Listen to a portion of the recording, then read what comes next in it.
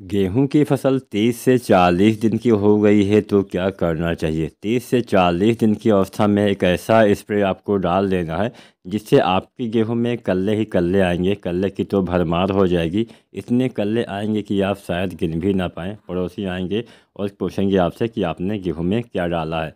तो आज हम एक ऐसा स्प्रे आपको बताएंगे, साथ में कुछ केयर टिप्स बताएंगे कैसे आपको अच्छा और ज़्यादा पैदावार आपको लेना है। तो पूरा वीडियो किसान साथियों ज़रूर देखिएगा। तो चलिए जानते हैं क्या डालना है। 30 से 40 दिन पे सबसे पहले अगर आपने अभी मान लीजिए आपकी फसल अभी 25-30 दिन की है, तो अगर आपने पानी ना लगाया हो तो पहला पानी हल्का हल्का लगाइए और पहले पानी पे यूरिया डालिए, साथ में जिंक डालिए, साथ में आप सल्फर वगैरह डाल सकते हैं। यूरिया आपको डालना चाहिए, लगभग आपको यूरिया 40-45 किलो पहले पानी के बाद इस्तेमाल करना है। साथ में जिंक 33% वाला आप 5 किलो या 7 किलो तक डाल सकते हैं, अच्छा लाभ मिलेगा।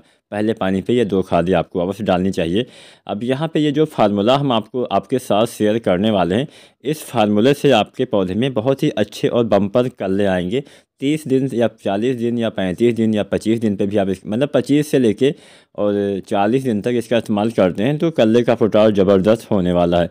तो ये कौन सी चीज़ है, इसमें कई बार क्या होता है किसान साथियों कि हम डीएपी कम मात्रा में डाल पाते हैं या फिर फास्फोरस वाली खाद हम कम मात्रा में बुआई के समय डाल पाते हैं, जिससे फास्फोरस की पूरी पूर्ति न होने से पौधे में जड़ों का विकास नहीं हो पाता है। अब जब पौधे में जड़ों का विकास नहीं हो पाता या फिर कम मात्रा में हो पाता है तो कल्ले का फुटाव भी कम होता है। तो फास्फोरस अगर आप कम डाल पाए हो, यानी आप डीएपी या एसएसपी या एनपीके अगर आप बुआई के समय डालते हैं तो कम मात्रा में आप डाल पाए हो और आप चाहते हैं कि आपके पौधे में अच्छे से कल्ले आएँ और इस जो फास्फोरस है इसकी पूर्ति हो जाए, तो यह तरीका आप अपना सकते हैं। मान लीजिए बहुत से किसान साथियों ने डीएपी के साथ जिंक वगैरह मिला के डाल दिया होगा तो भी नुकसान हो गया होगा, तो ऐसे किसान साथी यहाँ पे ये फार्मूला आप अपना सकते हैं। तो इस फार्मूले में आपको क्या डालना है, इस फार्मूले में पहली चीज़ आपको लेना है डीएपी। यही दानेदार डीएपी जो हम मिट्टी में इस्तेमाल करते हैं यही आपको लेना है, लेकिन इसका आपको मिट्टी में इस्तेमाल नहीं करना है, यानी इसकी आपको बुआई विधि से प्रयोग नहीं करना है। इसको आपको स्प्रे यानी फोलियर स्प्रे विधि से आपको इसका प्रयोग करना है। तो यहाँ पे डीएपी आपको लेना है, लगभग आपको मात्रा लेनी है 2 किलो। 2 किलो दानेदार डीएपी का इस्तेमाल करना है। साथ में आपको लेना है पोटास, एमओपी पोटास 60% वाला आपको इस्तेमाल करना है 1 किलो। इसके साथ में आपको लेना है यूरिया, दानेदार यूरिया, आपको जो नीम लेपित यूरिया आती है 1 किलो आपको इस्तेमाल करना है। ये तीन चीज़ें आपको लेना है, डीएपी, पोटास और यूरिया।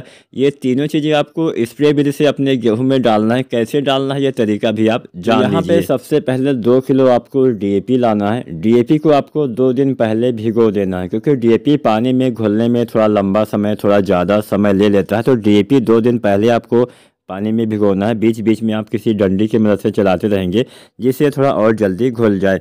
इसके बाद में आपको यूरिया और पोटास अलग, मतलब यहाँ पे तीनों का अलग अलग बर्तनों में घोल बनाना है, इकट्ठा घोलना नहीं है। तीनों को इकट्ठा इस्तेमाल कर तो सकते हैं लेकिन अलग अलग घोलना है। इसके साथ एक चौथी चीज़ भी आपको मिलानी है जो मैं आगे आपको बताऊँगा, जिससे और अच्छा लाभ मिलेगा, आपके पौधे में हरापन भी आएगा और अच्छे से पौधे में कल्ले और चमक आएगी। तो यहाँ पे यूरिया और पोटास जब आप इस्तेमाल करना चाहते हैं उसी दिन आपको घोलना है, क्योंकि यूरिया पोटास जल्दी घुल जाता है, और डीएपी को 2 दिन पहले घोलना है। तीनों का अलग अलग घोल बनाना है।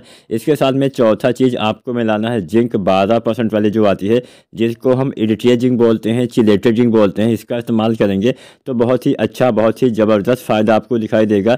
इसके इस्तेमाल से पौधे में जिंक की पूर्ति भी होगी, साथ में अच्छे से चमक, अच्छे से कल्ले का फुटाव होगा। तो यहाँ पे 12% वाला जिंक 120 ग्राम आपको लेना है। इतनी मात्रा 1 एकड़ खेत के लिए किसान साथियों पर्याप्त रहेगी। सभी को अलग अलग घोलना है। और क्योंकि ये जो जिंक आती है 12% वाली इरिटिया जिंक, जिसको हम चिलेटेड जिंक बोलते हैं, इसका इस्तेमाल आप जो है फास्फोरस वाली खाद के साथ कर सकते हैं, लेकिन एक साथ लंबे समय तक मिला के रखना नहीं होता है। इसलिए आपको इसको मतलब सभी को अलग अलग घोलना है। उसके बाद टंकी में आप डाल के एक साथ इस्तेमाल कर सकते हैं। इसके इस्तेमाल से पौधे में फास्फोरस की पूर्ति भी हो जाएगी, फसल में अच्छे से मतलब नाइट्रोजन, फास्फोरस और पोटास ये तीनों तत्वों की पूर्ति होगी, साथ में जिंक की पूर्ति भी हो जाएगी, जिससे अच्छे कल्ले, अच्छा फुटाव होगा। आप चाहें तो इसका इस्तेमाल 2 बार भी कर सकते हैं, एक बार पानी से पहले, एक बार पानी के बाद, मतलब पहले पानी से पहले और पहले पानी के बाद। और अगर आप इसका इस्तेमाल करते हैं तो अच्छे कल्ले अवश्य आएंगे। वीडियो और जानकारी अच्छी लगी हो तो लाइक शेयर करें। धन्यवाद।